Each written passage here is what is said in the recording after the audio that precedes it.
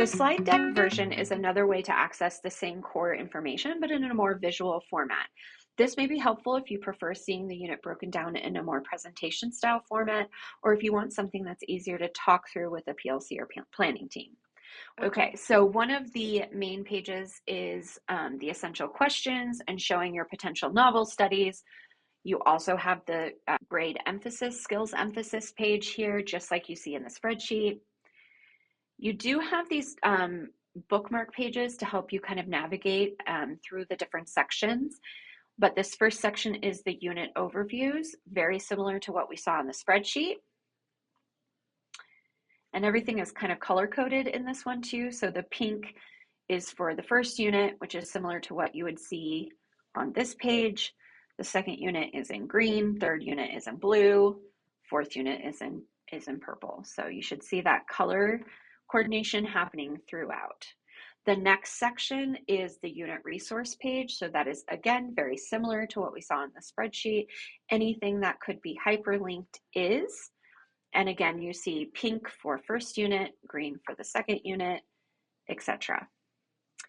The last section is the potential pacing guide.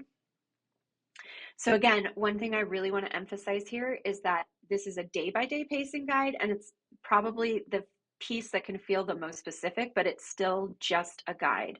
It is not a strict schedule. It's there to help you see how the unit fits into your yearly calendar and give you a possible path through the texts and lessons, writing tasks and assessments. You'll notice within this pacing guide, I have included all of the 26, 27 days off, school development, staff development days, no school. I've also given a little bit of flex at the beginning and end of the year. For middle school, oftentimes the first couple of weeks are where we're teaching our students how to be a human. And then we also have in some Thanksgiving break, the winter break, etc. Those are all included here. So another thing to note here is that the weeks run horizontally. So let's say we've just come back from spring break and I'm looking at March 29th through April 2nd. And we have, this would be a Monday lesson.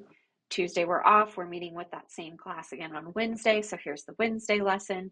Thursday we're off, we're meeting again on Friday. Here's the Friday lesson. So again, it moves across horizontally. At the end of the pacing guide, there's additional resources. So again, we give you the whole class novels, as well as a few other pieces at the very, very bottom. There is also the target tracker, just looks slightly different, and a little self-assessment on SBLS in your classroom as well. As we move into year 2 of implementation, the scope and sequence will continue to be a living document.